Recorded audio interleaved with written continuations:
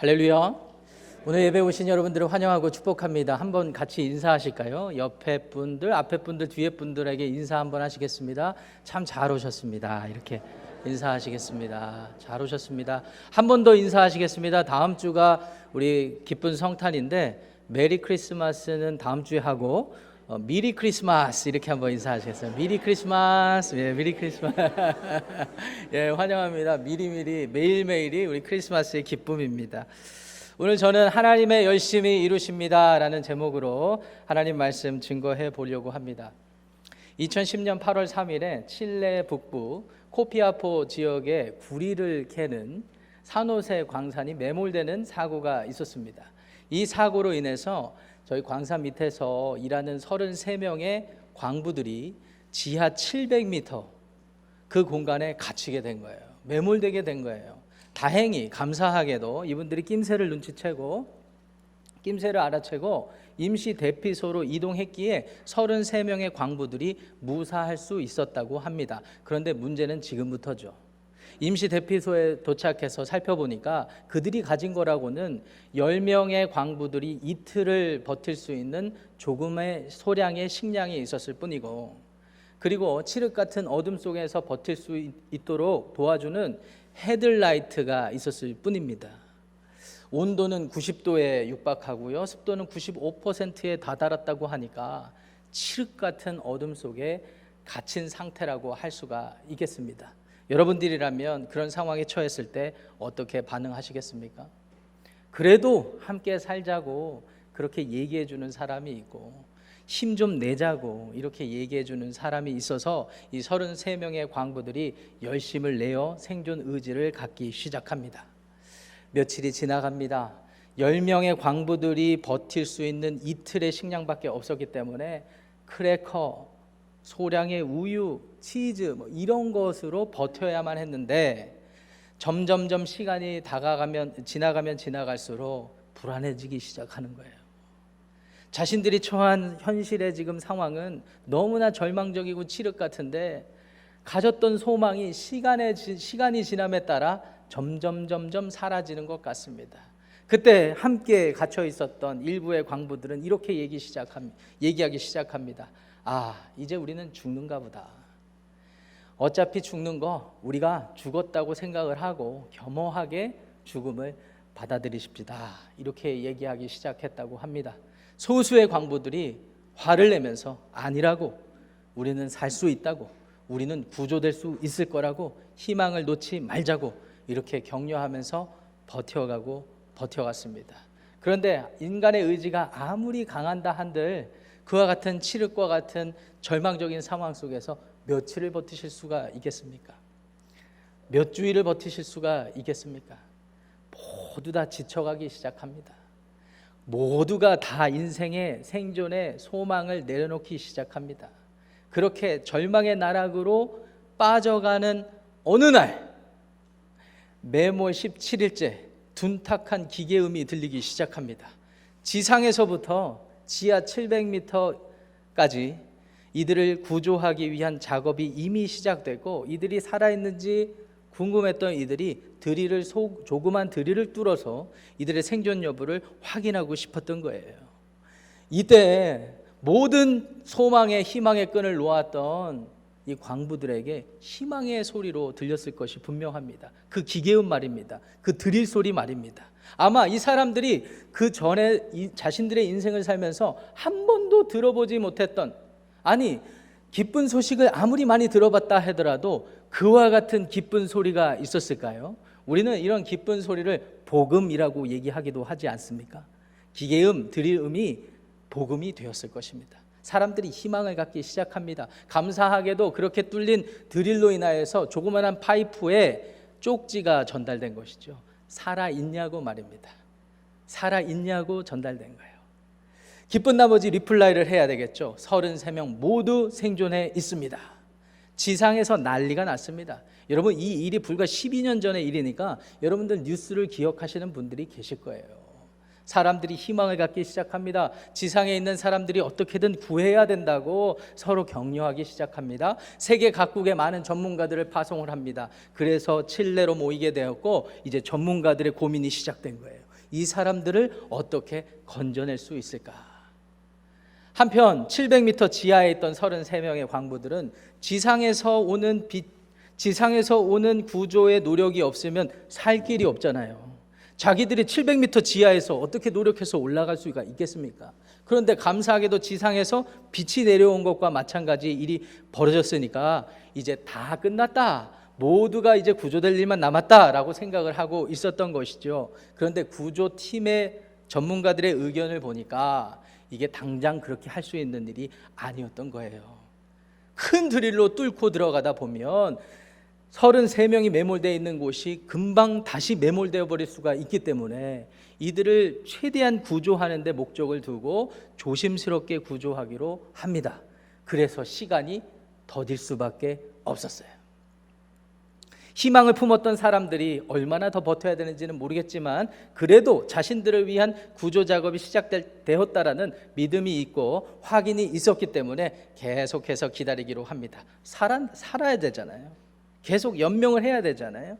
그래서 드릴로 뚫어진 작은 구멍으로 이제 새로운 음식과 물과 새로운 옷가지가 제공이 되기 시작합니다. 이제 사람들이 살만해졌어요. 이제 굶어 죽게 생겼다가 이제 배가 따수고 등이 따스워졌습니다. 옷가지가 들어왔습니다. 아주 행복해졌습니다. 빛이 비추었습니다. 이제 좀 살만합니다. 이제 나갈 일만 남았습니다. 그런데 시간이 또 지나니까 무료해지는 거예요. 지루한 겁니다. 그래서 쪽지를 지상에 올려보냅니다. 우리를 재밌게 할 수 있는 엔터테인먼트를 보내주세요.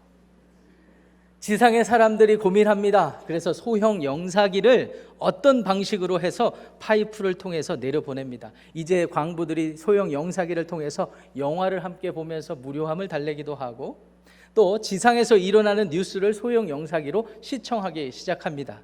그 전에는 생존하는 식량이 주어지지 않을 때는 서로 결속하고 위로하고 격려했는데 이제 등 따시고 배부르니까 그리고 소형 영사기를 통해서 무료함이 좀 달래지니까 이제 문제가 일어나기 시작합니다. 서로 다툼이 일어난 거예요. 근데 다툼의 원인을 들어보세요. 소형 영사기로 지상에 일어나는 뉴스를 보니까 어느새 33명의 광부들 자신들의 이야기가 회자되고 있었고 33명 각자의 인생이 조명되는데 글쎄 인기가 엎치락 뒤치락 하는 거예요. 함께 생존해 나아가는 33명의 광부들 사이에서 미묘한 긴장 상태가 일어나기 시작합니다. 누군가 인기를 더 얻는 것 같으면 시기하고 질투하는 일이 생겨납니다. 그래서 서로 얘기를 합니다. 너 그런 사람 아니잖아. 너 그런 인간 아니잖아. 그래서 다툼이 일어났다고 해요. 다툼이 일어납니다. 시간이 흘러갑니다. 그런 방식으로 엔터테인 하기가 이제는 지쳤어요. 그래서 지상에 또 쪽지를 내려봅니다. 더 강력한 즐거움을 우리에게 보내주세요. 알코올을 요구합니다. 그리고 포르노 영화를 요구를 합니다. 자신의 성적인 욕구를 채워달라고 얘기를 합니다. 나아가서 마약을 요구했다고 합니다. 여러분들의 눈빛이 에이 진짜 이런 일이 있었어요 라는 눈빛인데 12년 전에 실제로 일어난 기사를 보고 제가 설명을 드리는 거예요. 그런 사람들이 갇혀있는 사람들이 어떤 모습을 보였든지 간에 상관이 없어요. 이미 지상에서부터는 구조하기로 작정을 하고 시작을 했어요. 자, 이제 매몰된 지 69일째 2010년 10월 13일 드디어 33명의 광부들이 무사하게 안전하게 완전히 구조되게 됩니다. 할렐루야. 이 일을 통해서 전 세계 사람들이 기뻐하고 축하하고 좋아하게 됐습니다. 모든 언론들이 박수를 칩니다. 이 사람들의 생존 의지를 축하하고 칭찬을 하기 시작합니다. 그래서 해피엔딩으로 끝난 사건이에요. 12년 전에 실제로 일어난 사건이에요. 여러분들이 이 이야기를 들으시면서 어떤 생각을 하실지 모르겠습니다. 이 이야기가 주는 교훈이 저는 있다고 생각해요. 인간들이 아무리 절망적인 상황에 처한다 하더라도 그 절망적인 상황 속에서 보여줄 수 있는 인간 본연의 민낯이 있다는 것을 우리가 알게 되는 이야기였습니다. 나아가서 사람이 지하 700m에 갇히든 지상에 있든 상관없이 어느 곳에 있든지 사람은 어느 상황 때문에 환경 때문에 절망적인 존재가 아니라는 사실도 알게 됩니다. 상황 때문에, 환경 때문에 절망적인 사람이 아니라 사람 존재 그 자체로 절망적인 존재가 될 수 있구나라는 사실도 알게 됩니다. 자신들이 가지고 있는 욕구와 욕망을 실현하기 위해서, 그것이 채워지길 위해서, 그 즐거움을 얻기 위해서, 자신들이 원하는 삶의 목표를 실현하기 위해서 살다 보니까 어쩌면 사람은 그 자체로, 존재 그 자체로 절망적인 존재라는 것을 말해줄 수 있다고 얘기하는 거죠. 또 한 가지 영적 통찰력이 있습니다. 사람들이 그렇게 사는 게 여러분들이 어떻게 받아들이실지 모르겠어요. 그런데 지하 700m에 갇힌 사람들이 자신들의 노력으로 지상으로 나아올 수 없는 것처럼 지상에서, 하늘에서 누군가가 지하 700m에 갇힌 절망적인 존재들을 구원해 주지 않으면 절대로 구조될 수가 없구나. 이런 것도 우리가 생각해 보게 됩니다. 어떤 분들은 이렇게 사는 것이 그냥 인간 세상의 순리라고 얘기하실지 모르지만 성경은 우리에게 그렇게 교훈하지 않습니다. 성경은 우리에게 분명히 선포합니다. 우리는 구원이 필요한 존재라고 말이죠. 지하 700m, 800m, 1000m, 10,000m 아래에 있든지 간에, 지상에 아무리 떵떵거리면서 살든지 간에, 아니면 조금 더 올라가서 비행기 타고 세계 만국을 다닌다 하더라도, 어느 곳에 있다 하더라도 우리 인간들은 눈이 가리워지고 우리 인간들은 절망적인 상태에 처했다라는 것을 성경이 얘기해주고 있습니다. 그래서 성경은 우리에게 분명히 교훈하고 있습니다. 흑암과 같은 우리의 인생에 빛이 비추어야 한다고 말이죠. 성경은 분명히 말합니다. 어둠 속에 있는 우리에게 구원이 필요하다고 말입니다. 나아가 성경은 우리에게 복음을 선포해 주고 있습니다. 그 빛이 우리에게 이미 비쳤다고 말입니다.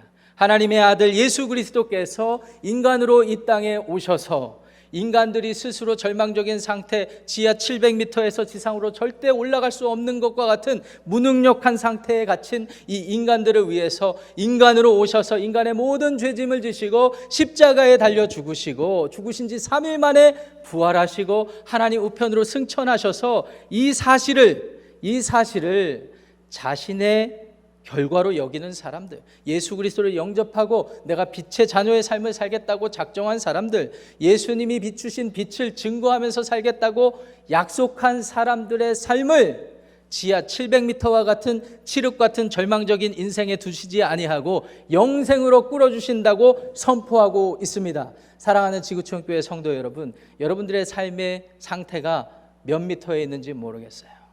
지하 700m에 계십니까? 아이 목사님, 내 삶은 이미 지상에 있어요. 다른 사람들보다 나아요. 중산층 이상이에요. 여러분들의 위치는 어디이십니까? 여러분들의 높이는 어디이십니까? 여러분들이 어느 곳에 있든지 상관없습니다. 하나님은 우리에게 예수 그리스도 안에서 구원을 얻으라고 말씀하십니다. 오늘 이 예배 참여하신 여러분들 마음에 구원의 확신과 하나님의 복음에 반응하시는 복된 시간 되시기를 축원합니다.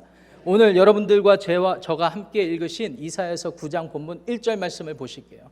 1절 말씀 보시면은 하나님께서 이사야 선지자를 통해서 이렇게 예언을 하고 계십니다. 이사야를 통해서 이스라엘 백성들에게 말씀을 하시는데 흑암이 없어질 것이라고 약속해 주고 계세요. 특별히 스불론 땅, 납달리 땅에서 고통받고 멸시받는 사람들이 영화롭게 될 날이 있을 거라고 약속해 주고 계십니다. 여러분, 이스라엘 지도를 쫙 펼쳐놓고 보면은요, 스불론 땅과 납달리 땅은 이스라엘의 최북단 지역에 속하는 지역입니다. 여러분, 갈릴리 호수 아시죠? 갈릴리 호수의 서쪽에 조그마한 영토에 해당하는 땅들이에요. 변방입니다. 한 나라의 도심을 중심으로 생각을 해보면, 수도 예루살렘을 중심으로 생각해 보면 가장 멀리 있는 곳이에요. 소외된 곳입니다. 먹고 살기가 쉽지 않습니다. 애들을 좀 교육하고, 그리고 자비 좀 산업이 발달해서 내가 좀 일할 수 있는 곳이라고 하기에는 너무나 변방인 곳이에요. 소외된 곳이에요. 그렇기 때문에 이방 민족들의 침입이 잦을 수밖에 없었던 곳입니다. 전쟁에 대한 늘 전쟁에 대한 불안감에 사로잡혀 사는 곳입니다. 치안이 일정하지가 않습니다. 안전하지가 않습니다. 언제 전쟁이 벌어질지 모르기 때문에 그렇습니다. 북쪽의 시리아 아람 국가가 늘 이들을 불안하게 했거든요. 자주자주 침입을 당했을 때, 이스라엘 백성들이 침입을 당했을 때, 외세의 침입을 당했을 때 가장 먼저 영향과 타격을 받는 지역이었거든요. 이제 아수르에게 멸망당한 그 뒤로부터는 이제 정복군들이 전쟁을 위해서 나가는 중요한 통로 역할밖에 안 되는 그 지역이었거든요. 무엇을 빼앗길까 염려하면서 살아야 됐고, 자신들이 이룬 것을 지켜내야만 했던 그런 지역이었습니다.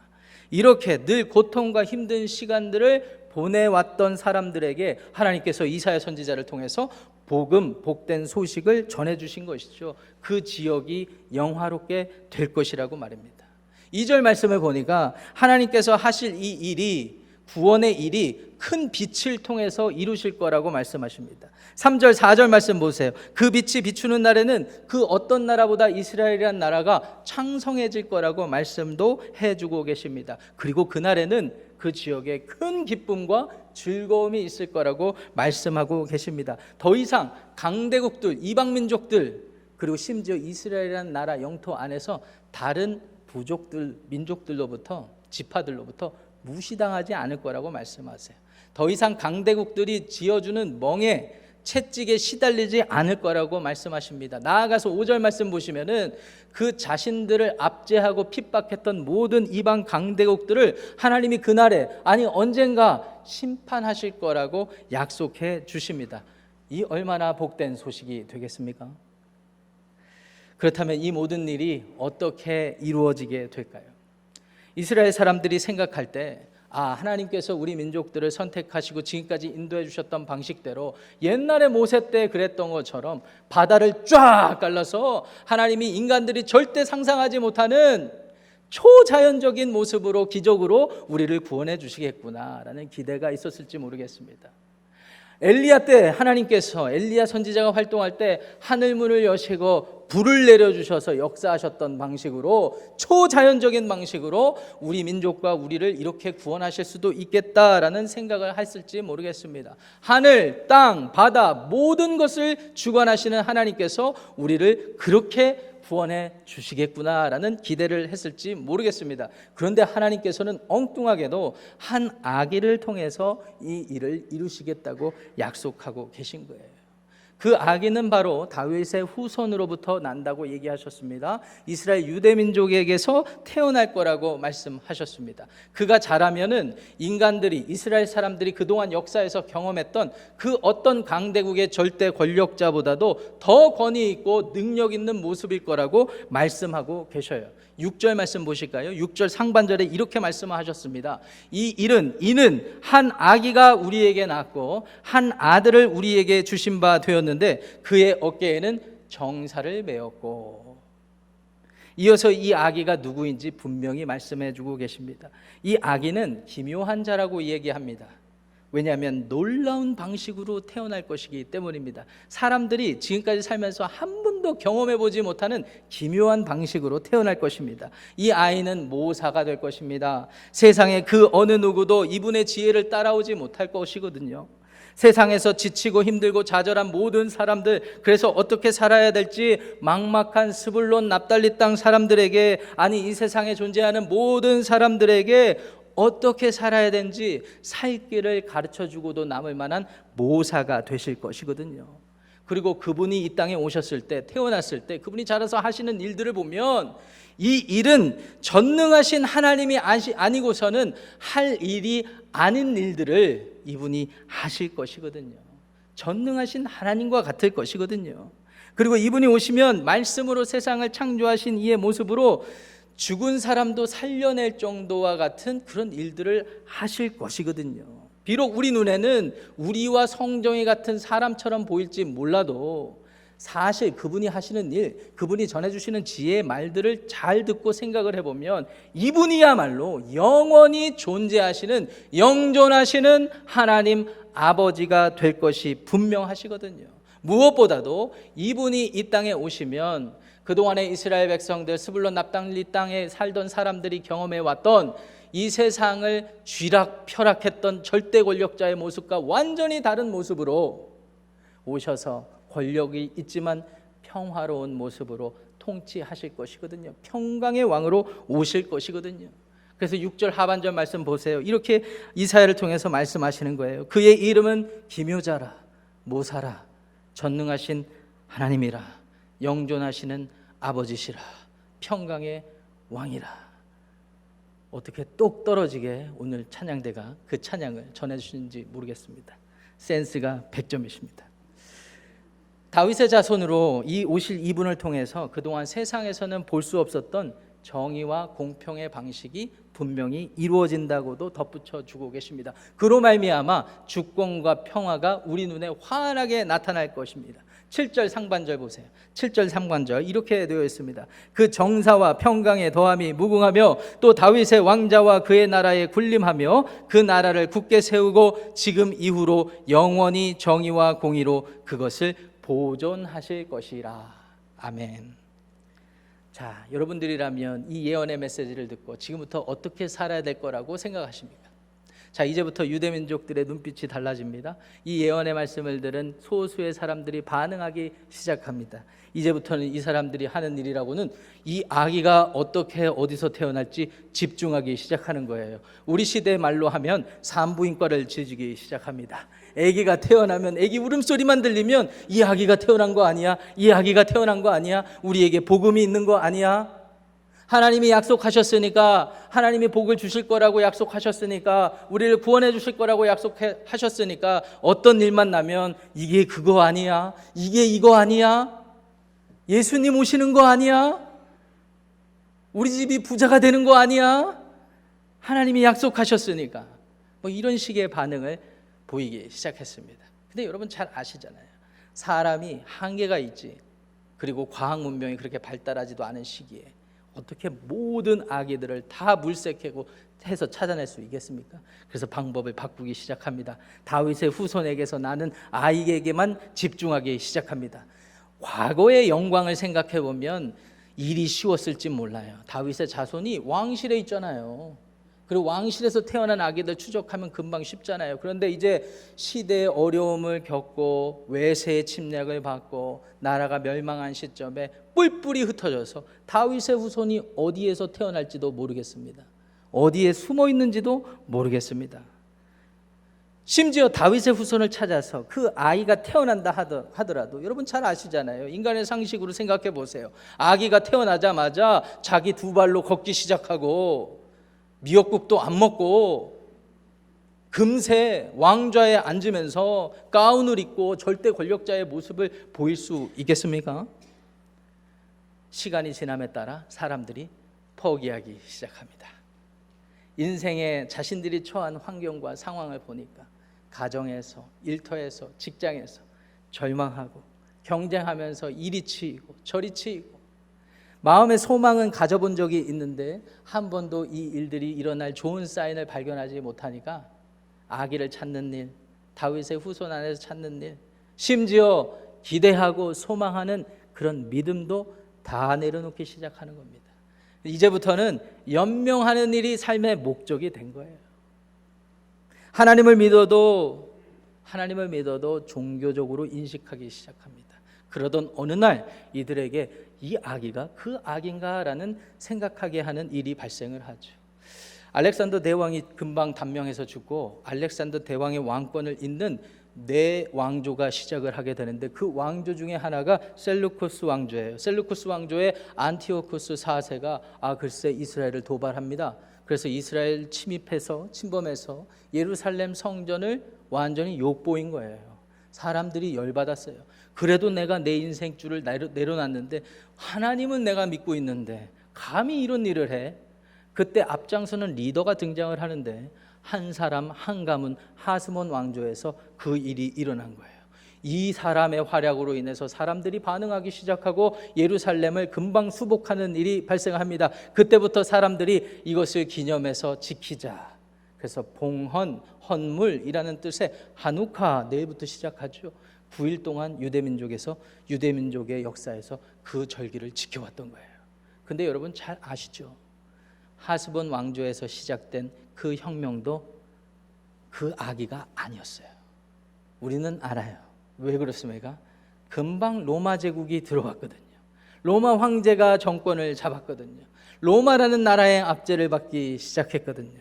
다시 절망합니다. 시간이 흘렀습니다. 이제 모든 것을 다 내려놓을 즈음에 정말 특별한 사람이 등장을 합니다. 이 사람은 왜 특별하게 보이냐면 그냥 패션이 특별해요.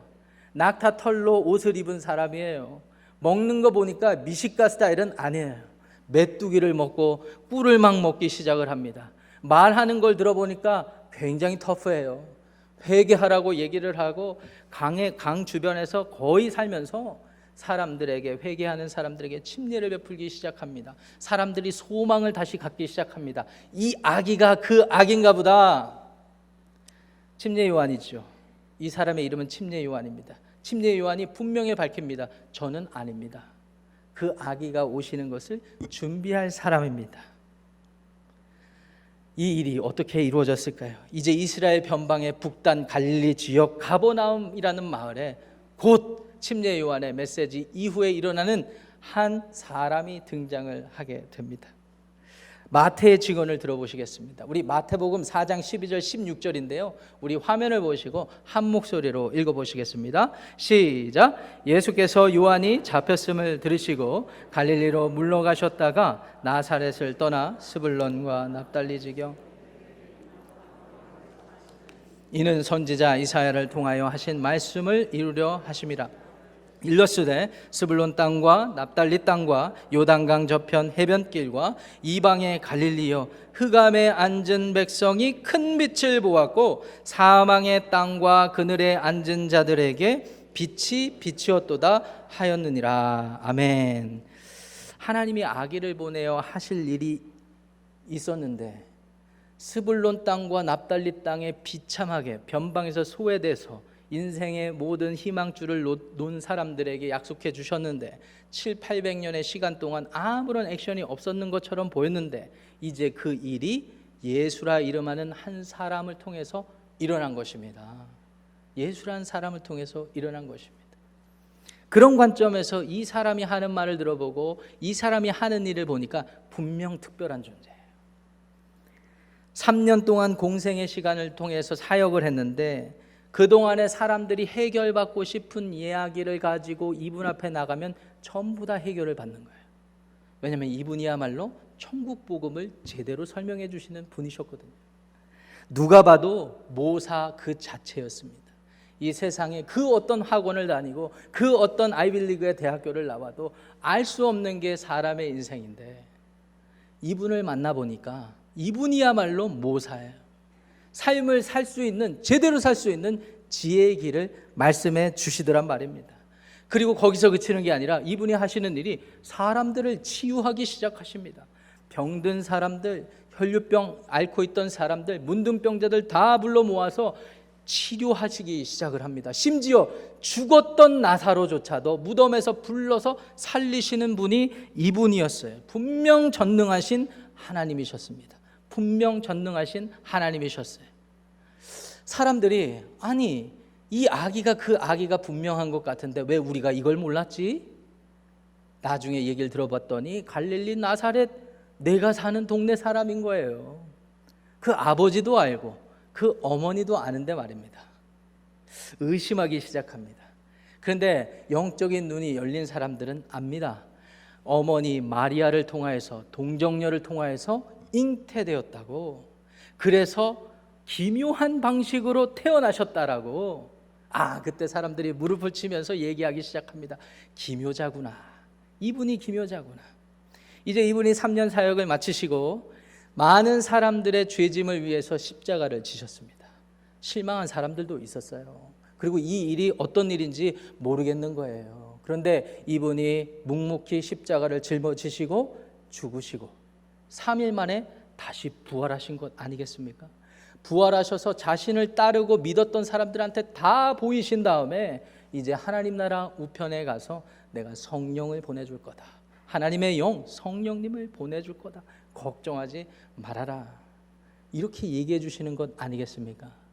시간이 지나서 성령님께서 오셨어요. 제자들의 마음에 확신이 넘쳤습니다. 누가 와서 막 협박하고 위협하지 않아도 내 마음에 확신과 기쁨과 즐거움이 넘치는 거예요. 그때부터 내 삶이 하나님의 직접적인 통치를 받기 시작하는 겁니다. 알고 봤더니 하나님은 나를 사랑하시고 나를 위해서 예수 그리스도를 보내주시고 내 삶이 죽는 날까지 절망하지 않도록 지하 700m에 있든 지상에 있든 어떤 상황에 처해 있지 않든 돈이 좀 모자라도 자녀가 속을 썩여도 건강의 어려움 때문에 평생을 그렇게 산다 하더라도 내 마음속에 찾아와 주신 우리 주 예수님으로 인하여서 내 마음이 하나님의 직접적인 통치를 받고 평화의 삶을 누리게 된다는 사실을 알게 된 거예요. 그분이야말로 영원히 존재하시는 아버지 하나님이 되셨던 것입니다. 그분이야말로 우리의 삶을 평화롭게 통치하시는 평강의 왕이 되셨다는 것입니다. 할렐루야. 여러분, 이게 복음입니다. 이게 복음입니다. 목사님, 복음이 뭐 그래요? 복음은 이런 거 아니겠습니까? 평생을 어렵게 살아와서 지난주에 김 집사님 얘기 듣고 로또를 샀는데 내 삶에 대박이 터져가지고 하나님이 내 어려웠던 과거를 신원해 주시고 그렇게 삶을 나아지게 하시는 게 복음 아닙니까? 목사님, 내 자녀가 지금까지 이렇게 속을 썩였는데 갑자기 어느 날 천지개벽이 일어나서 이 아이가 공부를 열심히 하고 이 세상을 호령하는 위대한 지도자가 되면 그게 복음이 아니겠습니까? 여러분, 이런 것들이 복음이라고 생각하십니까? 이런 것들이 복음이라고 생각하십니까? 하나님이 보실 때 그런 욕구와 마음을 살아가는 우리들은 전부 다 지하 700m 밑에 있는 거예요. 지하 700m 밑에 있는 거예요. 그런데 이렇게 복음으로 오신 아기 예수 그리스도를 우리가 받아들인 사람들은 이제 눈이 띄이는데 이제 이분의 메시지를 듣기 시작을 하죠. 이분이 어떤 메시지를 전해주셨는지 마태복음 4장 17절 말씀 보세요. 마태복음 4장 17절 뭐라고 되어 있습니까? 우리 한 목소리로 크게 읽어보겠습니다. 시작. 회개하라, 천국이 가까이 왔느니라. 아니, 하나님의 나라 천국이 왔으면 왔는 거지 왜 회개하라고 그러십니까? 여러분, 우리의 존재가 어떤 일들이 해결돼야 구원받는 것처럼 아셨죠? 내가 원하는 게 채워져야 구원되는 건 줄 아셨죠? 말씀드렸잖아요. 지상에 살든 지하에 살든 우리는 똑같다고요. 똑같다고요. 여러분들이 이루시고 싶어 하는 어느 지점에 가도요, 똑같으실 거예요. 똑같으실 것입니다. 삶의 환경이 나아져도요, 똑같이 투덜대시는 날이 올 겁니다. 잠시 잠깐 행복감을 느낄 수는 있지만 그걸로 끝입니다. 그게 사람이에요. 주님께서 하신 일에 귀 기울이시기 바랍니다. 주님께서 그래서 우리에게 외치시는 거예요. 회개하라, 회개하라, 회개하라. 자신의 존재를 그런 존재로 받아들이고 하나님께로 발걸음을 돌이키고 이제 하나님께서 우리에게 보내주신 한 아기, 기묘라, 모사라, 전능하신 하나님, 영존하시는 주님, 평강의 왕으로 오신 예수 그리스도를 마음문 열고 받아들이고 새로운 삶을 살라고 하는 메시지 말입니다. 이게 복음입니다. 이게 복음입니다.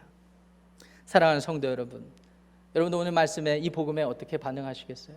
지난 수요일에 제가 어떤 성도님을 파네라에서 만나서 한 성도님과 함께 복음을 제시했습니다.